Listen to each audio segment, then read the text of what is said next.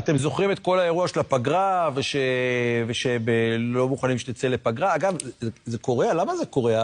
כי ברגע שהם רוצים בחירות, לא פגרה, הם רוצים בחירות. ברגע שמחליטים על בחירות, הכנסת בפגרה, לא? כשהם קוראים בחירות, ברגע שיש החלטה לבחירות, הכנסת יוצאת לפגרה. לא, זה גאוני, גאוני, גאוני, אנשים, אנחנו בתקופת הגאונים. עכשיו, תסתכלו, מאיר כהן, הם תלו שלטים, אנחנו לא בפגרה עם טלפונים. אם אתם לא בפגרה, למה אתם תולים שלטים במשרדים שלכם בכנסת? אתם אמורים להיות במשרדים שלכם. לא משנה, תלו שלטים, תלו זה...